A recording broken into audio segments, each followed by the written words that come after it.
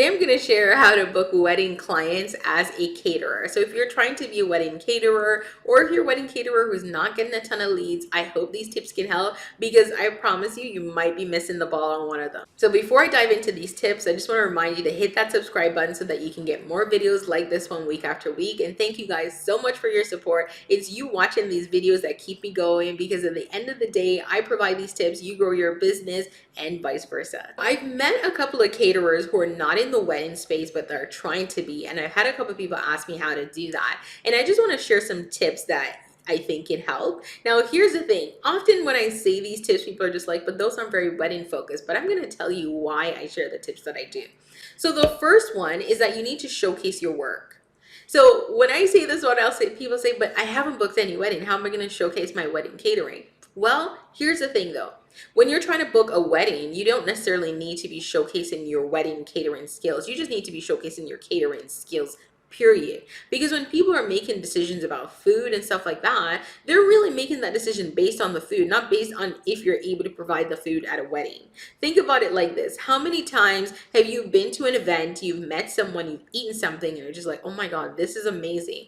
Do you also do birthday parties? Now, you probably didn't meet them at the birthday party, but you're asking them because the food was impressive. So this is where you need to showcase your work and impress people, whether that's on social media, on your website, wherever that is. You really do need to showcase your work. Now, here's the thing. I find sometimes people don't do a really good job of this. If I come to your social media and you're a caterer, I want to be drowning in images of food.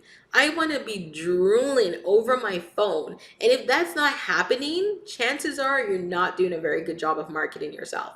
When I look at your feed, I should just want to keep scrolling. I should be so hungry and I don't even want to stop to go order something. I just want to keep watching your feed, right? You'll notice, and I'll give you some example. If you go on like TikTok and some of these other places and you find one of these accounts, like a person who's cooking or doing recipes, and you just want to keep scrolling and keep scrolling and keep scrolling, here's what I want you to do. I want you to take a moment, pause, go to their feed, and look at the type of content. This is the type of content you kind of need to be posting when I say showcase your work, because there's a reason why it hooked you in, right? So make sure this is the kind of stuff you're providing as well. Now, I'm not saying you need to be doing full recipes on the gram, right? Or on TikTok, but you do need to be showing that beautiful meal, those beautiful food. Get really good quality images, light up your area. Dark pictures of, dark images of food don't really work. Light it up. Remind me why I should be hiring you. Number two is that you need to give them a bite. If the visuals alone aren't working, you need to give them an opportunity to taste your food. This might mean, going to different places and having different events and giving people an opportunity to actually taste it. Or maybe you could just have a taste and test at your place. If you don't have a physical location, you can always just book a space and offer it as a, come and try me out, come and taste this, taste test night, or make it something a little bit more fun. Partner with an event planner and see if you can host an event and do it that way, right? But when people actually get the food in their mouth and taste it, if you know that's the way you can win people over, don't hold back. Maybe you're like, you know what? My images are all of, cultural food that's very stewy and don't photograph well in certain lights and ways, fine. But when you taste it, I win you over. Then you got to give them an opportunity to taste it, right? So make sure you're hitting that mark as well. The other thing, number three, is that you need to actually market and let people know that you're available to be hired. So this one, it should be obvious, but I'm going to say it because I was following someone on Instagram, and honestly, she posts such good content. She's always cooking, she's making recipes, all of this. And I honestly just thought that she was doing this in her home for herself and just sharing her process.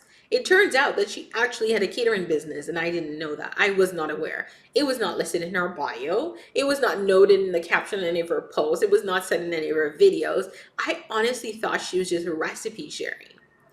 If that's you, you have a problem, because that means there's so many potential clients who are following you who don't even realize they can hire you. So this needs to be clear as day. It needs to be clear in your profile. It needs to be clear in your bio. It needs to be clear in your posts. It needs to be clear in your videos and your stories, all of it. make sure that people are aware that you're a caterer. You can be hired. Number four is that you need to connect with people in the places where they are.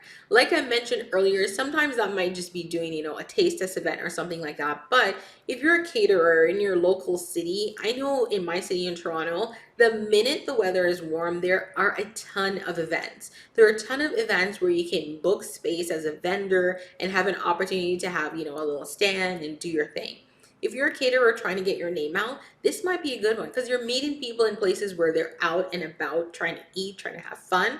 Get out there, get your business out there. I have a friend, the melanated vegan, who does this really well. There is rarely an event happening in Toronto where you won't find her and find her amazing food. And I know this is where she gets so much credit. When people try her, they're just like, how is this vegan? This is so delicious. So get out there, do the festivals, go to the little farmers markets, get your name out there. One of the things you can't do when you're trying to run a business, you can't sit back and take a really relaxed approach to marketing. Especially if your business is not growing and you're not getting leads just coming into you, you need to be more proactive. You need to go out there. You need to brand yourself. You need to make your name known because at the end of the day, you're trying to get successful. You're trying to grow. You're trying to book. This should not be optional. This is just a part of the process. Now, if you have any questions, drop them down below. I'm happy to answer them. And don't forget to hit that subscribe button.